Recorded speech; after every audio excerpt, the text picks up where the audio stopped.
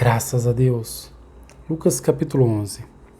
Certa ocasião, Jesus estava orando em um determinado lugar. Quando concluiu, um dos seus discípulos lhe solicitou: Senhor, ensina-nos a orar, como João ensinou os discípulos dele. Então ele passou a ensiná-los. Quando orardes, dizei: Pai, santificado seja o teu nome, venha o teu reino. O pão nosso de cada dia continua-nos dando hoje e sempre. Perdoa-nos os nossos pecados, pois assim também devemos perdoar a todos que erram contra nós. E não nos deixes sucumbir a tentações, mas livra-nos do maligno.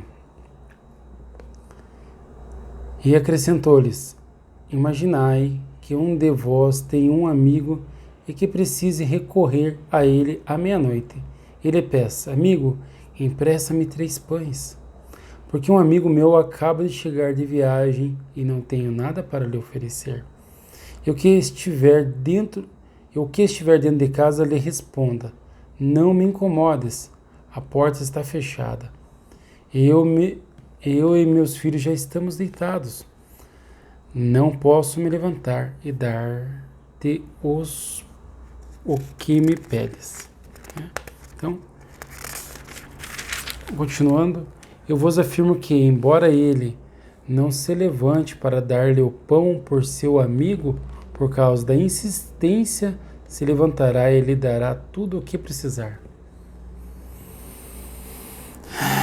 Portanto, vos asseguro, pedi e vos será concedido, buscai e encontrareis, batei e a porta será aberta para vós. Pois todo aquele que pede, recebe, e o que busca, encontra, e quem bate, lhe se abrirá. Qual pai dentre vós, se o filho lhe pedir um peixe, em lugar disso, lhe dará uma cobra?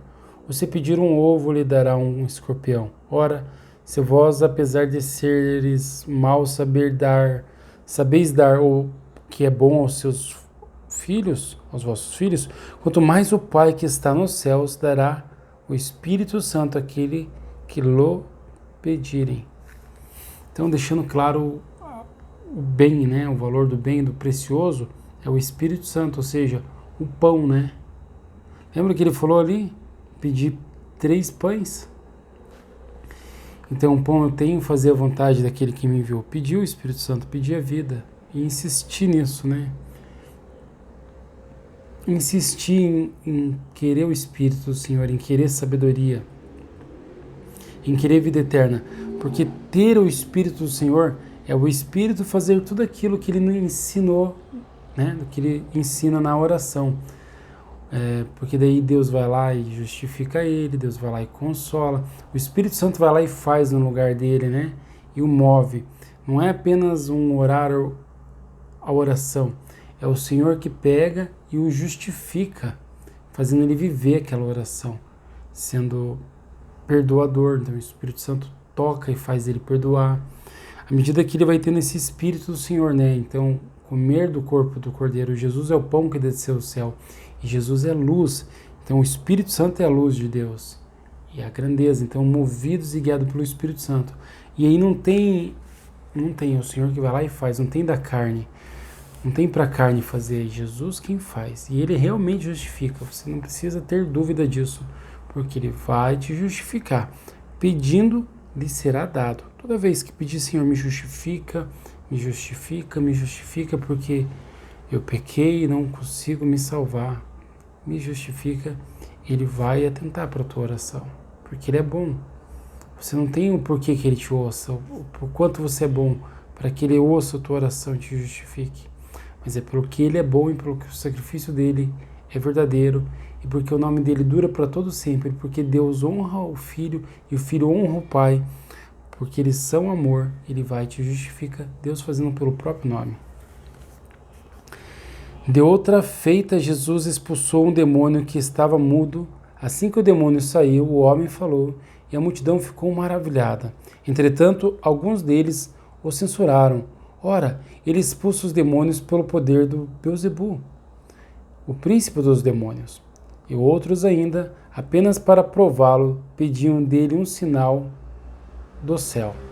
Mas, conhecendo ele o que se lhe passava pela mente, afirmou-lhes: todo reino dividido contra si mesmo será arruinado, da mesma forma que uma casa dividida contra si mesma ruirá. Ora, se assim também Satanás estiver dividido contra si mesmo, como é possível que seu reino subsista? Expresso-me desta forma, pois dizeis que eu expulso o demônio por Beelzebu. Sendo assim, se eu expulso demônios por Beelzebu, por quem os expulsam vossos filhos? Por isso, eles mesmos serão os vossos juízes. Todavia, se é pelo dedo de Deus que eu expulso os demônios, então com toda certeza é chegado o reino de Deus sobre vós. Quando o homem forte, bem amado, guarda sua casa, seus bens estão seguros. Mas quando alguém mais forte o ataca e o vence, tira-lhe a armadura em que confiava e divide os bens que lhes restaram. Toda pessoa que não está comigo, contra mim está, e aquele que comigo não ajunta, espalha. Quando um espírito sai de uma pessoa, passa por lugares áridos, procurando refrigério, mas não o encontrando, então cogita: voltarei para casa de onde saí. Assim que chega, encontra a casa varrida e em ordem. Então vai e traz outros 7 espíritos piores do que ele, entrando, passa a viver ali, e a situação final daquela pessoa torna-se pior do que a primeira. Os espíritos governam a mente, os pensamentos, né? Então, a casa ali é o tabernáculo, né? O corpo, mas é a cabeça que é guiada, né? A mente da pessoa. Então, Jesus chega sendo bom. Então, ele chega para expulsar o que é mal, para libertar as pessoas. Entre mentes, enquanto Jesus comunicava esses ensinos, uma mulher da multidão exclamou: bem-aventurada aquela que te deu a luz e os seios que te amamentaram. Ele, porém, afirmou: antes disso, mais felizes são todos aqueles que ouvem a palavra de Deus e lhe obedecem.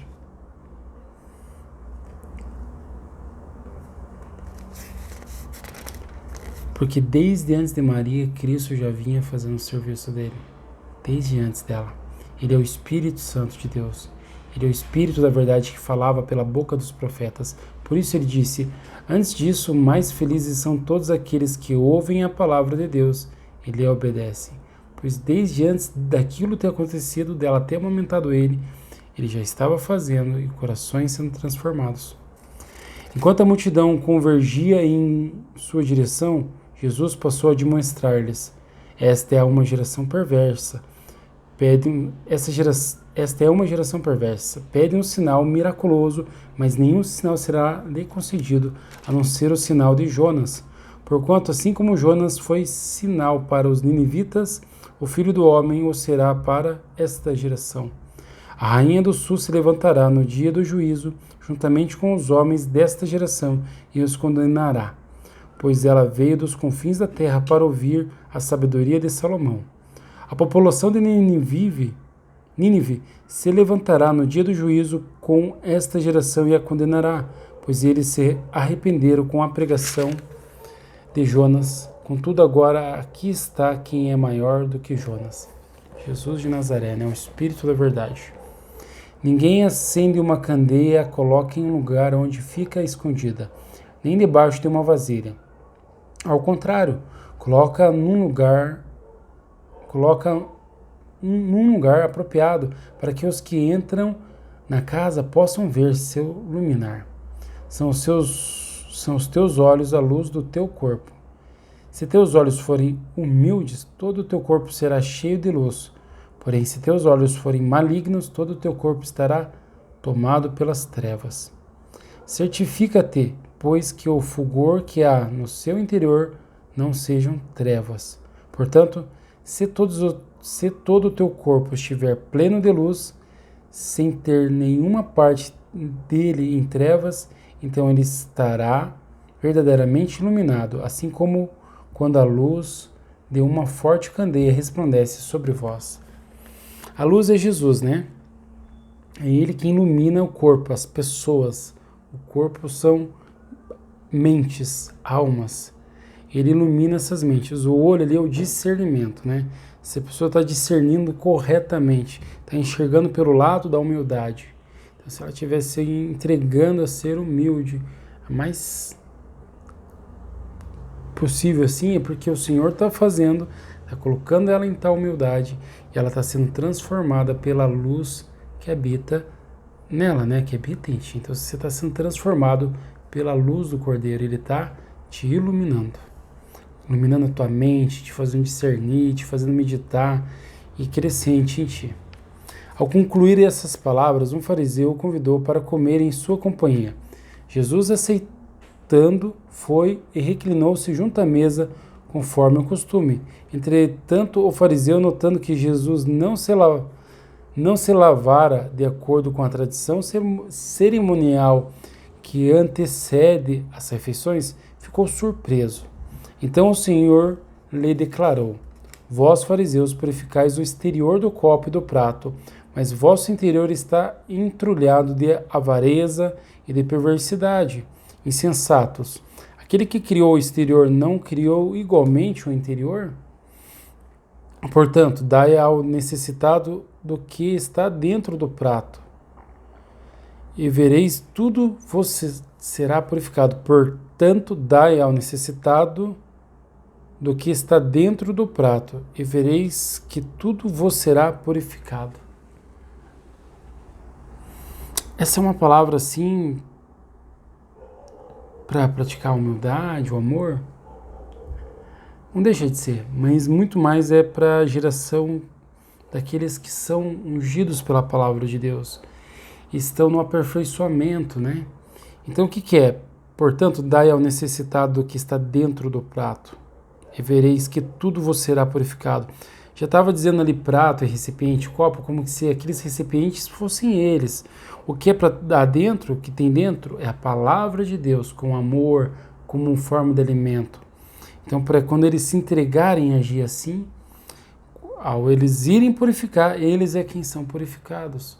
Simplesmente porque creram na palavra. Mas também esse simplesmente crer é um milagre infinito. Porque é Cristo pela ação da palavra, Deus pela ação da palavra que coloca o crer naqueles coração. Daí você pergunta, mas aqueles hipócritas, fariseus, religiosos, e aqueles lá foram purificados? Não é eles que foram condenados? Não. Porque quando Jesus vai para ter com eles, o médico vai aonde tem doente, ele mesmo disse. E quando ele chama a atenção daqueles homens, é para converter a mente deles. Então sim, pessoas hipócritas são curadas pelo sangue do Cordeiro, são transformadas pela luz da vida e são aperfeiçoadas. Ele é o único que pode julgar aquelas pessoas e chamar a atenção, porque ele também é quem vai lá e muda o interior delas, e muda o íntimo delas, entende? Ele trouxe a verdade, ele, olha, vocês estão assim, desse jeito, porque ele é a própria verdade, ele disse, vocês estão assim, mas não com o intuito de condená-las, antes de absolvê-las, para que elas notassem sua situação, porque ninguém estava fazendo ver, porque também estavam cegos. E disse ele, como pode um cego guiar outro cego? Então é necessário que ele que vê, venha e diga, olha, é assim, assim, assim, e diga ao outro, é desse jeito, e diga ao outro. Então ele vai ensinando e vai mostrando as debilidades e as falhas de cada um que não está vendo, ao discernir a situação que está passando. Isso é incrível. E é só ele quem faz, e acabou de profetizar para você, foi ele quem disse. Mas ai de vós, fariseus, porque dais o dízimo da hortelã, da arruda e de todas as hortaliças, e desprezais a justiça, o amor de Deus. Devíeis, contudo, praticar essas virtudes sem deixar de proceder daquela forma. Ai de vós, fariseus, pois amais os lugares de honra nas sinagogas e as saudações em público. Ai de vós, porque sois como sepulturas que não são vistas. Ai de vós, porque sois como sepulturas que não são vistas, porque não são vistas, por sobre as quais os homens andam sem o saber. Sepulturas que não são vistas. por os quais os homens andam sem nem o saber, sem o saber. Então ali ele está falando sobre a pessoa que está na hipocrisia, guiando outra pessoa e não percebendo o que está falando.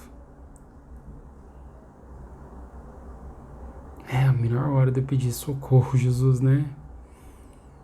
Me faz enxergar. Por mais que ele ministre através de mim, eu tenho minhas debilidades, né? Eu preciso enxergar. Minha mente é pequenininha, né? É menor que um ovo. E ele é grandioso. Então, eu preciso ver, né? E por que eu disse isso aqui também? Deus o sabe. Eu preciso de Jesus para poder enxergar? Sim, eu preciso dele. Então um dos advogados da lei advertiu a Jesus: Mestre, quando diz essas palavras, também nos ofende a nós outros. Todavia ele afirmou: Ai de vós também, advogados da lei, porque sobrecarregais as pessoas com fardos que dificilmente podem carregar. No entanto, vós mesmos não levantais um só dedo para ajudá-las. Ai de vós, porque edificais os túmulos dos profetas, sendo que foram os vossos próprios antepassados que os assassinaram. Assim sois testemunhas e aprovais com cumplicidade essas obras dos vossos antepassados, porquanto eles mataram os profetas e vos lhe edificais os túmulos. Por isso também Deus advertiu em sua sabedoria: eu vos enviarei profetas e apóstolos, dos quais assassinarão alguns e a outros perseguirão. Pelo que esta geração será considerada responsável pelo sangue de todos os profetas, derramado desde o princípio do mundo, desde o sangue de Abel até o sangue de Zacarias, que foi morto entre o altar e o santuário. Sim, eu vos asseguro, contas de tudo isso deverão ser prestadas por esta geração. Eu ri ali, sabe? Porque o advogado da lei foi falar: o senhor tá nos ofendendo? Nós, que somos assim. E eu também fiz uma analogia a mim, né? Mas alguns momentos eu pensava: nossa, mas eu tô tão certo. Eu agi corretamente. Eu dei uma bronca oportuna. Eu tinha que ter chamado a atenção. Quando não, quando era eu que estava errando. E se preciso enxergar, dependo dele, que é a luz, né? Para poder ver. Que Jesus acenda a minha vista, né? E eu possa ver. Assim a tua também, né? Que Deus ilumine teu coração. Pelo nome do Senhor Jesus. Ai de vós, advogados da lei, porque vos apropriastes da chance do conhecimento. Contudo, vós mesmos não entrastes, nem permitistes que entrassem aqueles que estavam prestes a entrar. Enquanto Jesus se afastava dali, começaram os fariseus e os mestres da lei a criticá-lo com veemência, buscando confundi-lo acerca de muitos assuntos. Tudo isso para tentar extrair de suas próprias palavras algum motivo para o acusarem formalmente.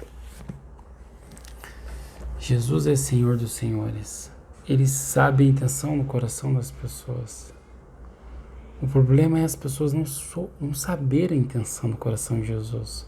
O quanto ele é amável, dócil, humilde, longâmino. Mas para que fosse resolvido esse problema, e é resolvido, Jesus ele entrega a si mesmo para você. Sim. Ele é derramado a vida dele em ti.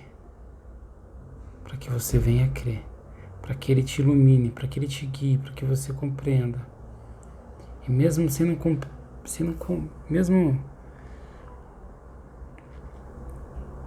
mesmo assim, na tua alma, na tua pequenez, na minha pequenez, digo eu também, ele vai crescendo em volta, né? E vai iluminando, e vai te fazendo discernir e compreender